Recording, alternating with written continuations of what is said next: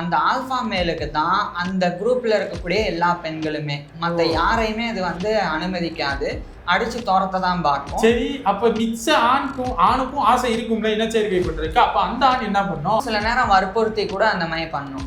ஆனா இதுல இன்னொரு விஷயம் இருக்கு. ஆல்பா மேல் வந்து அது கீழே அவங்க கூட வந்து பீட்டா மேல்ஸ் வந்து வச்சிருக்கும்னு சொன்னேன், 1-2. பீட்டா மேல்ஸும் வந்து பெண்களுடைய அந்த முடிகள்லாம் இருக்கும்ல உடம்பு, அதுல இருக்கக்கூடிய அந்த பேனை எடுக்கிறது, அதை சுத்தம் பண்றது அப்படின்லாம் பண்ணி அது மாதிரி அட்ராக்ட் பண்ண ட்ரை பண்ணும். இப்ப அதே மற்ற ஆண்கள் பண்ணா ஆல்பா மேல் வந்து ஒத்துக்காது. ஸோ இப்போ இந்த ஆல்பா மேல் வந்து அது கீழே இருக்கக்கூடிய பீட்டா மேல்ஸை மட்டும், அது வந்து அசிஸ்டண்டா பார்க்கக்கூடிய 2 பேர் இல்லைன்னா 3 பேர், அவங்களுக்கு மட்டும் அப்பப்ப பெண்கள் கூட இணைகிறதுக்கு அனுமதி. அதுவும் இது அனுமதி கொடுத்தா தான் அது சேரும். இப்படி பண்ண விட்டாதான் அடுத்து அந்த பீட்டா மேல்ஸ் வந்து ஆல்பா மேல் சொல்றதை கேட்கும். இதனுடைய பதவிக்கும் ஆசைப்படாது. தந்திரமா இருக்கு. ஆமா, அதுக்கு முதல்ல இந்த பெண்ணை எப்படி ப்ரோ அட்ராக்ட் பண்ணும்?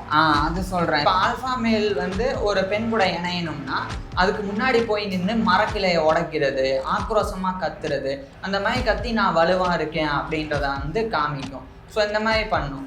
ஆல்பா மேலுக்கு தெரியாம சில ஆண்கள் வந்து ஏதாவது பழங்களை கொண்டு போய் கொடுக்கறது, இம்ப்ரெஸ் பண்ண ட்ரை பண்றது, அந்த மாதிரி பண்ணும். ஒருவேளை அந்த நேரத்துல ஆல்பா மேல அதை பார்த்துருச்சுன்னா குட்டி போடுறதுக்கு எத்தனை நாட்கள் ப்ரோ எடுத்துக்கிறோம்? இது நாட்கள்லாம் கிடையாது. இது கிட்டத்தட்ட மனுஷங்க மாதிரி தான் இருக்கிறனால, மனுஷங்க வந்து 9 மாசத்துக்கு அப்புறம் தான்.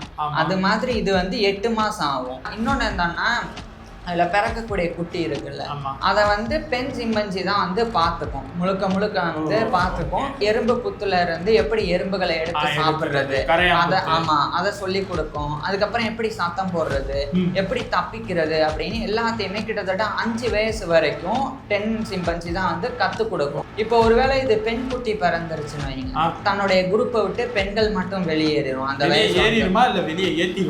இல்ல வெளியேறிடும். ஏன் வெளியேறினோம்னா,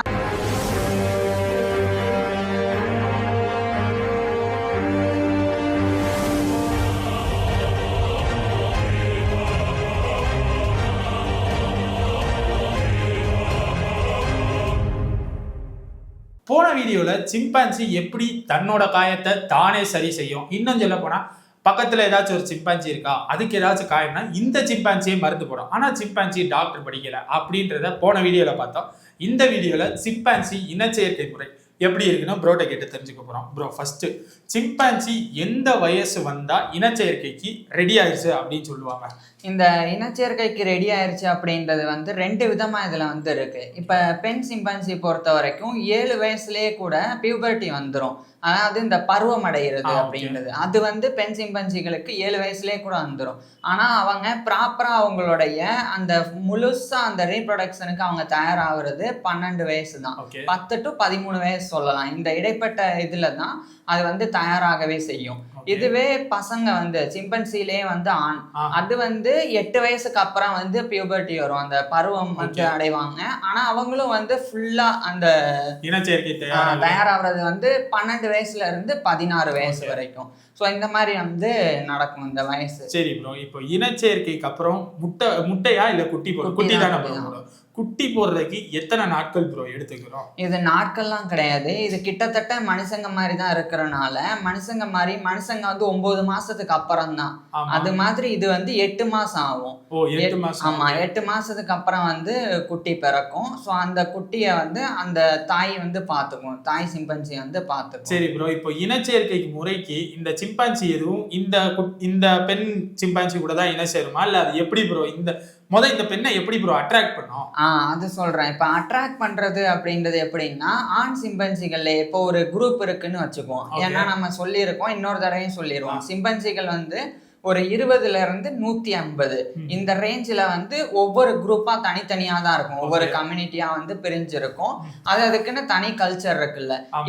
இப்போ 100 பேர் இருக்காங்க ஒரு குரூப்லன்னா, அந்த 100 பேருக்கு சேர்த்து ஒரே ஒரு ஆல்பா மேல் தான் இருக்கும். அந்த ஆல்பா மேலுக்கு தான் அந்த குரூப்ல இருக்கக்கூடிய எல்லா பெண்களுமே, மற்ற யாரையுமே அது வந்து அனுமதிக்காது, அடிச்சு துரத்த தான் பார்க்கும். சரி, அப்ப மிச்ச ஆணுக்கும் ஆசை இருக்கும்ல இனச்சேர்க்கை பண்றதுக்கு, அப்ப அந்த ஆண் என்ன பண்ணும்? அந்த ஆசையெல்லாம் இருக்கும் தான். இருந்தா கூட இந்த ஆல்பா மேல் இருக்கும்போது அதனால ஒண்ணுமே பண்ண முடியாது. ஆல்பா மேல் வந்து அடிச்சு துரத்திட்டு அது எந்தெந்த பெண்கள் வந்து இனச்சேர்க்கைக்கு ரெடியா இருக்காங்களோ அவங்க கூட வந்து இணையும். Okay. பொதுவா இந்த பெண் சிம்பன்சிகளுக்கு இனச்சேர்க்கைக்கு ரெடி ஆயிருச்சுன்னு எப்படி புரிஞ்சுக்க முடியும்னா, அதனுடைய பின்புறத்துல வந்து ஒரு வீக்கம் வரும். அது வந்து செக்ஸுவல் ஸ்வெல்லிங் அப்படின்னு. Okay. ஸோ அந்த மாதிரி ரெட்டிஸா. ஸோ அதை பார்த்துட்டு இது வந்து தயாரா இருக்குன்னு ஆல்ஃபா மேல், அதாவது இருக்கிறதுலே ஹெட் சிம்பன்சி, அது வந்து புரிஞ்சுக்கிட்டு அது போய் வந்து இனச்சேர்க்கை பண்ணும். சில நேரம் வற்புறுத்தி கூட அந்த மாதிரி பண்ணும். ஸோ அப்ப பிறக்கிற குட்டி வந்து ஆல்ஃபா மேலோடைய குட்டியா இருக்கும். ஆனா இதுல இன்னொரு விஷயம் இருக்கு. ஆல்ஃபா மேல் வந்து அது கீழே அவங்க கூட வந்து பீட்டா மேல்ஸ் வந்து வச்சிருக்கும்னு சொன்னேன், 1 2.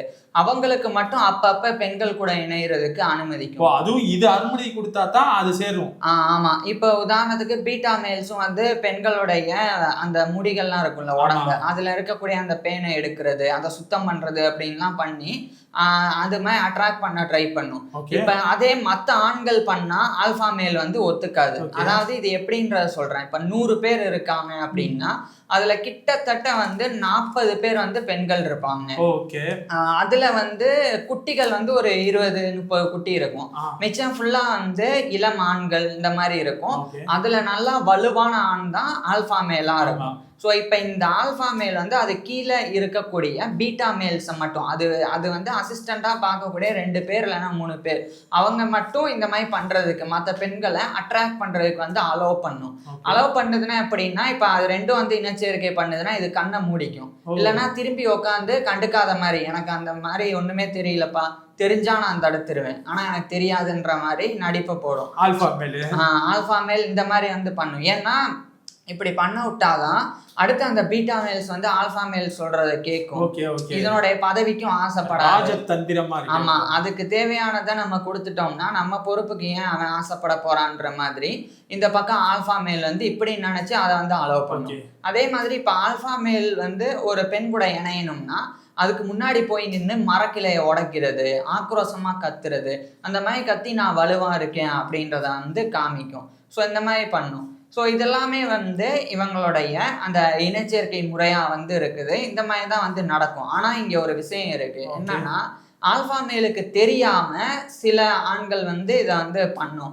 இளம் ஆண்கள் ஆமா, இளம் ஆண்கள் வந்து அந்த பெண்களை வந்து வேணும்னே வந்து போய், அதாவது அவங்களுக்கு தேவையானது, ஆமா, ஏதாவது பழங்களை கொண்டு போய் கொடுக்கறது, இம்ப்ரெஸ் பண்ண ட்ரை பண்றது, அந்த மாதிரி பண்ணும். ஒருவேளை அந்த நேரத்துல ஆல்ஃபா மேல அதை பார்த்துருச்சுன்னா துவம்சம் பண்ணிடும். அந்த ஆணை, இளம் ஆணை வந்து அடிச்சு துரத்திடும். ஸோ அந்த மாதிரி வந்து தொடர்ந்து பார்க்கலன்னா அது அவங்க நடந்துரும். இந்த பெண்களும் வந்து ஒத்துப்பாங்க. ஏன்னா சிம்பன்சிகளை பொறுத்த வரைக்கும் ஒரே ஒரு குட்டி, அதாவது அந்த பிறக்கக்கூடிய குட்டிக்கு அப்பா யாருன்னு தெரியக்கூடாதுன்னு நினைக்கும். அப்படி தெரிஞ்சா அந்த அப்பாவை தவிர மத்த எந்த சிம்பன்சிகளும் வந்து அந்த குட்டி மேல பாசம் காட்டாது. பாசம் காட்டாம என்ன வேணா பண்ண வாய்ப்பு இருக்கு. இப்போ உதாரணத்துக்கு ஒரு ஆல்ஃபா மேல், அதுலயே இருந்து ஒரு மேல் வந்து வலிமையா வந்தா, ஒரு சிம்பன்சி வந்து வலிமையா மாறினா அது ஆல்ஃபா மேல தோக்கடிக்கும்னு சொன்னாங்க. தோக்கடிச்சுட்டு அந்த இடத்த வந்து பிடிக்கும். ஸோ அப்படி பிடிக்கும் போது இந்த குழந்தைக்கு எந்த பிரச்சனையும் வரக்கூடாது அப்படின்னு அந்த பெண் சிம்பன்சிகள் வந்து நினைக்கும். அதனால யார் கூப்பிட்டாலும் வந்து அந்த இனச்சேர்க்கைக்கு அதுக்கு பிடிச்சிருக்குன்னா போயிடும். ஆனா அது இதுக்கு தெரியாம தான் வந்து நடக்கும். இப்ப இது வந்து இந்த மாதிரி இருக்கா. இன்னொன்னு என்னன்னா, அதுல பிறக்கக்கூடிய குட்டி இருக்குல்ல, அதை வந்து பெண் சிம்பன்சி தான் வந்து பார்த்துக்கும், முழுக்க வந்து பார்த்துக்கும். ஆண் சிம்பன்சி வந்து அந்த அளவுக்கு வந்து பெருசா கண்டுக்காது. பெண் சிம்பன்சி வந்து தனியா அந்த குட்டியை எடுத்துக்கிட்டு குட்டிக்கு பால் ஊட்டுறது, அதுக்கப்புறம் வந்து எறும்பு புத்துல இருந்து எப்படி எறும்புகளை எடுத்து சாப்பிடுறது, அதை சொல்லி கொடுக்கும். அதுக்கப்புறம் எப்படி சத்தம் போடுறது, எப்படி தப்பிக்கிறது அப்படின்னு எல்லாத்தையுமே கிட்டத்தட்ட 5 வயசு வரைக்கும் பெண் சிம்பன்சி தான் வந்து கத்து கொடுக்கும். அந்த ஆணா இருக்கட்டும் பெண்ணா இருக்கட்டும், ஒரு குட்டி தான் பிறக்கும். எப்படி மனுஷங்கள்ல ஒரு குழந்தை தான் பிறக்கும், எப்பயாவது ரேரா ட்வின்ஸ், அந்த மாதிரி தான் சிம்பன்சிகள்லையும். ஸோ அந்த மாதிரி இப்போ ஒரு ஆண் குட்டியா இருந்தா 5 வயசுக்கு அப்புறம் அந்த ஆண்குட்டியை வந்து இது விட்டுடும். ஏன்னா அந்த 5 வருஷமுமே அந்த குட்டியை வளர்க்கும் போது ஆல்ஃபா மேலும் இந்த பெண் சிம்பன்சியை தொந்தரவு பண்ணாது இனச்சேர்க்கைக்கு. இந்த பெண் சிம்பன்சிக்கும் அந்த ஆசை வராது. 5 வருஷமா அந்த குட்டியை பார்த்துக்கிட்டு குட்டி கூடவே இருக்கும். அந்த குட்டி வளர்ந்து முடிஞ்சு 5 வயசு ஆகும்ல, ஆமா. அப்படி ஆயிருச்சுன்னா இது வந்து தனியா விட்டுடும். ஓகே. தனியா விட்ட உடனே அந்த 5 வயசு ஆண்குட்டி கூட அந்த குரூப்லயே இருக்கக்கூடிய மற்ற ஆண்கள், மாமா மச்சான், அவங்க கூட போய் ஜாலியா என்ஜாய் பண்ண தன்னோட வாழ்க்கையை தனியா ஆரம்பிச்சு எப்படி ரோந்து போறது, ஓகே. எப்படி வேட்டையாடுறது, எப்படி எல்லாமே ஒரு சைடு தாய் சொல்லி கொடுத்தாலும் நண்பர்களும் சொல்லி கொடுப்பாங்க. அந்த மாதிரி வந்து போயிரும். ஓகே. அதுக்கப்புறம் தான் அந்த 5 வருஷத்துக்கு அப்புறம் தான் மறுபடியும் அந்த பெண் சிம்பன்சிக்கு வந்து அந்த ஹார்மோன்ஸ் வந்து மறுபடியும் இனச்சேர்க்கைக்கு ரெடி ஆகும். ஓகே. அந்த மாதிரி நடக்கும். இப்போ ஒருவேளை இது பெண் குட்டி பிறந்துருச்சுன்னு வைங்க, அப்பவும் 5 வயசு வரைக்கும் தான் பாத்துக்கும். அதுக்கப்புறம் அந்த பெண் குட்டியை வந்து விட்டுடும். பெண் குட்டிக்கு 7 வயசுல வந்து நான் சொன்னேன்ல பருவம் வந்துடும். ஆனா முழுசா அந்த மெச்சூர் வர்றதுக்கு 10 வயசுக்கு அப்புறம் தான். அப்ப அது நாள் வரைக்கும் இந்த பெண் என்ன செய்யும்னா, பெண் குட்டி தன்னுடைய தாய் கூட இணைஞ்சு இன்னொரு குட்டி தாய்க்கு பிறக்கும்ல 5 வருஷத்துக்கு அப்புறம், அந்த குட்டியை எப்படி பாத்துக்குது தாய் அப்படின்றத இது கூட இருந்தே பாத்துக்கும். ஏன்னா இதுவும் ஒரு பெண் அப்படின்றனால அடுத்து இதுக்கும் குழந்தை பிறக்கும் போது எப்படி பாத்துக்கணும்னு தெரியணும்ல, அதுக்காக அது போய் பாத்துக்கும். அந்த எப்படி வந்து க்ரூமிங் பண்ணுது, அதுக்கப்புறம் எப்படி பால் ஊட்டுது, எல்லாத்தையுமே வந்து ரொம்ப தெளிவா கவனிக்கும். ஸோ கவனிச்சு அந்த தாய்மையை வந்து அப்படியே அந்த பெண்கள் வந்து கத்துப்பாங்க, பெண் குட்டிகள். அதுக்கப்புறம் என்ன நடக்கும்னா, அந்த 10 to 12 வயசு ஆகுங்க முழுசா மாற்றம். அது வந்த உடனே தன்னுடைய குரூப்பை விட்டு பெண்கள் மட்டும் வெளியேறிடும். அந்த இல்ல வெளியேறிடும். ஏன் வெளியேறணும்னா, இன்பிரீடிங் நடக்க கூடாதுன்னு நினைக்கும். தன்னுடைய குழுக்குள்ளேயே அண்ணன் தம்பியோ இல்ல தன்னுடைய அப்பா கூடவோ இணைஞ்சிடக்கூடாது அப்படின்னு அந்த பெண் வந்து நினைக்கும். அதனால அந்த 10ல இருந்து 12 வயசு ஆன உடனே முழுசா அந்த ரீப்ரொடக்டிவ் மெச்சூரிட்டி வந்த உடனே அந்த குரூப்பை விட்டு வெளியே போயிடும். வெளியே போயிட்டு மற்ற குரூப்பை வந்து தேடும். உதாரணத்துக்கு இது எக்ஸ்ன்ற குரூப்ல இருந்து வெளியே வந்தா ஒய் அப்படின்ற குரூப்பை நோக்கி போகும். போன உடனே இதை யாருமே ஏத்துக்க மாட்டாங்க. ஏன்னா அவங்களுக்குன்னு எல்லாம் இருக்கு, கல்ச்சர் வேற. அதனால ஆண் பசங்கள்லாம் வந்து இந்த பெண்ணை வந்து துன்புறுத்துவாங்க, அடிப்பாங்க, போயிரு அப்படின்னு விரட்டுவாங்க. ஆனா இந்த பெண்கள் வந்து என்ன செய்வாங்கன்னா, பேன்கிரண்ட் அப்படின்றது, அதாவது சரணடைஞ்சு என்னை ஏத்துக்கோங்க, நான் உங்க கூட வாழ்றதுக்கு தான் வந்திருக்கேன், பிரச்சனை பண்ண மாட்டேன் அப்படின்னு சொல்லி. அதுக்கப்புறம் தான் ஆண்கள் வந்து இந்த பெண்ணுடைய உடம்பை பார்த்துட்டு ஓகே இது ரீப்ரொடக்ஷனுக்கு வந்து ரெடியா இருக்குன்னு புரிஞ்சதுக்கு அப்புறம் உள்ள அனுமதிச்சிடும். அனுமதிச்ச உடனே ஒய் குரூப்ல இருக்கிற ஆல்பா மேல் கூட இந்த பெண் குட்டி போய் இணையும். அதே மாதிரி தெரியாதனமா மற்ற ஆண்கள் கூட இணையும். ஸோ இப்படிதான் வந்து சிம்பன்சிகளுக்குள்ள இந்த இனச்சேர்க்கை எல்லாமே வந்து நடக்கும். இப்ப இந்த பெண் இருக்குல்ல, போன பெண்ணுக்கு எக்ஸ்ன்ற பழைய குரூப்லயே இருக்கக்கூடிய தாயை மட்டும் நல்லா ஞாபகம் இருக்கும். அந்த தாய்க்கும் இந்த பெண்ணை வந்து ஞாபகம் இருக்கும். அப்ப எப்பயாவது இந்த வேட்டையாட போகும்போது தனித்தனியா சுத்தும் போது கண்ணில் அவங்க 2 பேரும் பார்த்துக்கிட்டா பக்கத்துல போய் கட்டி பிடிக்கிறது, முத்தம் கொடுக்கறது, அவங்கள வந்து தடவி கொடுக்கறது. ஒருவேளை 2 பேத்துக்கு 2 குரூப்புக்கு சண்டையா இருந்து இவங்க 2 பேர் பார்த்தாங்கன்னா சண்டை போடுவாங்களா? இல்ல தனியா போயிருவாங்க. தனியா போய் கொஞ்சம் நேரத்தை செலவழிப்பாங்க. அவங்களோட அப்புறமா வந்து சண்டை போடுவாங்களா? இவங்களுக்குள்ள சண்டைன்றது பெண்கள் 2 குரூப்ல இருக்கிற பெண்கள் சண்டை போட மாட்டாங்க. 2 குரூப்ல இருக்கிற ஆண்கள் தான் வந்து சண்டை போடுவாங்க. அதனால பெண்கள் இந்த மாதிரி பண்ண மாட்டாங்க. ஆனா இப்போ ஒரு பெண் எக்ஸ்ன்ற குரூப்ல இருந்து ஒய்ன்ற குரூப்புக்கு போகுதுன்னா, அந்த ஒய் குரூப்ல இருக்க ஏற்கனவே பெண்கள் இருப்பாங்க, அவங்க எல்லாம் வந்து அடிப்பாங்க. ஏன்னா புது ஆள் வந்த உடனே இவன் நம்மளை மறந்துடுவான் போலன்னு அவங்களுக்கு ஒரு பொசசிவ்னஸ் இருக்கும். அதனாலயே அடிப்பாங்க. அவங்ககிட்டயும் இந்த பெண் வந்து கெஞ்சுற மாதிரி தான் இருக்கும். நான் உங்களுக்கு எந்த தொந்தரவு பண்ண மாட்டேன், நான் அவங்க கூட வாழத்தான் வந்திருக்கேன் அப்படின்னு சொல்லி அடிபணிகிற மாதிரி இருக்கும். ஸோ இதெல்லாம் தான் வந்து இனச்சேர்க்கை. ஆனா இதுல இன்னும் நிறைய இருக்கு. உதாரணத்துக்கு லவ் பண்ணி ஓடி போகும் சிம்பன்சி. அதை பத்தி நம்ம அடுத்த வீடியோல பார்க்கலாம். ஓகே, அடுத்த வீடியோல அப்ப இப்பயே நாங்க சொல்லிட்டோம், சிம்பன்சி லவ் பண்ணா ஓடி போயிடும், இருக்காது, சேர்ந்து வாழாது. நம்ம ஊர் மாதிரி தான், நம்ம ஊர்ல எங்க லவ் பண்ணா இப்ப சேர்த்து வைக்கிறாங்க, அதனால பாராட்டிடணும். ஆனா சிம்பன்சி சேர்த்து வைக்க மாட்டாங்க, ஓடி போயிருது. அது என்னன்னு அடுத்த வீடியோல பார்ப்போம். இந்த வீடியோல உங்களுக்கு ஏதாச்சும் சிம்பன்சியோட கேள்விகள் இருந்துச்சுன்னா அதை கீழே கமெண்ட் பண்ணுங்க. அதே மாதிரி சிம்பன்சியை பத்தி ஏதாச்சும் உங்களுக்கு சுவாரஸ்யமா ஒரு விஷயம் தெரிஞ்சிருக்குங்களா, அதை கீழே கமெண்ட் பண்ணுங்க. ஏப்பா இந்த டாபிக் எடுத்து பேசுங்கட்டு அதை அடுத்த டாபிக்ல பேசுறோம். தேங்க்யூ.